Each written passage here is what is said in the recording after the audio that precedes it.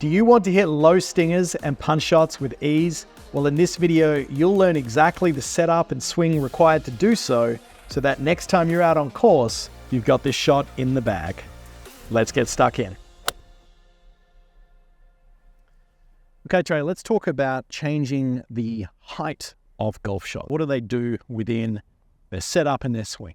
Yeah, I think it's a topic that you can get a little bit, can be confusing because you're talking initial trajectory is pretty much just varying the angle of attack and dynamic loft. Yep. And then I think when you're talking spin, so when you're playing into wind, it's a little bit more complicated because you're trying to kind of squeeze that spin loft down. But I think just from a plain simple perspective, let's bring that launch down. A lot of stuff can be done on setup to change that variable, dynamic loft, angle of attack. So I think just getting in there, just take your regular setup, Kieran.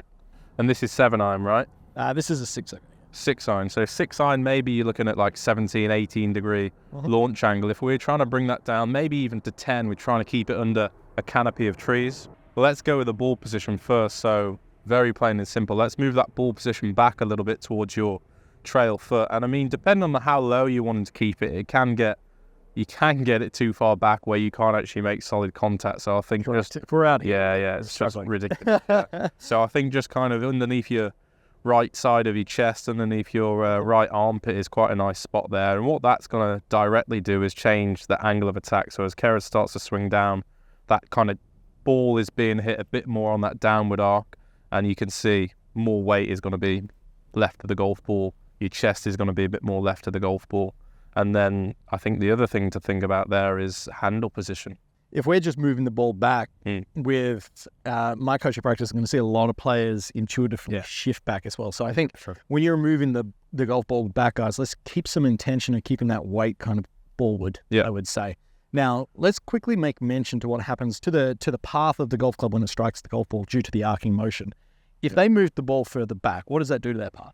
Yeah, it's three-dimensional. It's not just down this way. You're also looking at it from a down-the-line perspective. As the ball moves back, we're kind of going to move the swing direction more out towards me. So that's going to encourage that ball potentially starting a little bit right of target, especially with the angle of attack being more down. Path's going to shift a bit more out to the right. Because, again, this golf swing, without being too complex, it's three-dimensional, isn't it? Sure.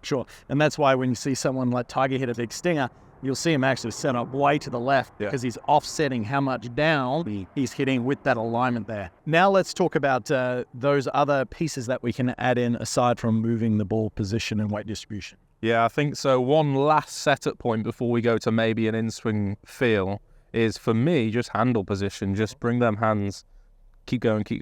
For me, I like to get golfers really taking the loft off that club because, I mean, you can typically get golfers to move the ball position back. Like you said, they're going to try and find the ball.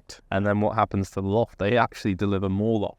So starting closer to where we want to be at impact, just for me, gives golfers that little bit of kind of preempt feel. Hands are forward. I'm already there. Let me just get back to that position. Take the loft off because we've already moved the angle of attack. Yeah, and when we do move the handle forward there, guys, just don't push it and then leave the face super open. Make sure that the face is still matching somewhat 100%, of our start line there. Now, from here, this naturally makes me feel, Trey, through the ball that I'm actually going to have my hands staying higher than the golf club head through the moment of impact. Talk to us about that and what a player could feel through their swing to encourage a low ball flow. Yeah, so let's just swap around for a moment. So I think, again, ball position back, handle forward, close to where we want to be at impact. We're not just going to sit back and this can happen. So let's give you a thought on the way through. I actually really like the thought of finishing kind of waist height, shutting the finish off a little bit and actually feeling, can I stop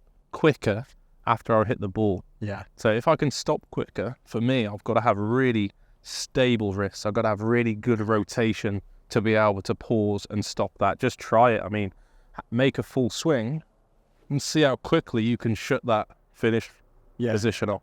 Yeah, absolutely. And just by doing that, you'll find that the players who add the most loft, they would feel very uncontrolled, like an octopus falling out of a tree through here, versus That's a nice analogy, that one, Karen. the arms staying real structured through the moment of impact there. Yeah. So anything else you'd add? And I would say that this is the feel that'll come in and I'll hit a shot where I'm trying to saw it off, it's a little bit more closed off. Where should they feel their weight distribution post-impact? Yeah, 100% on that side. Get to that lead leg.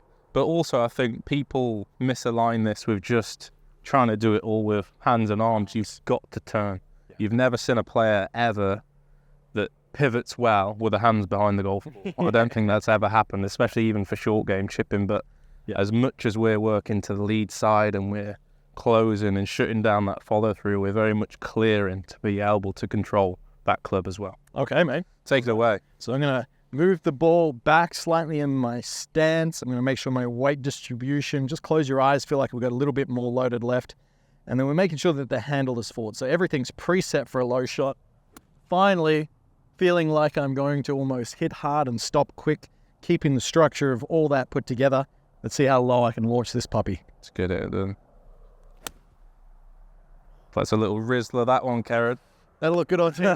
That was beautiful. Thanks for watching this video. YouTube thinks that you would benefit from watching this one next. So click that card and it could be the tip that you need to take your game to the next level. I'll see you next time.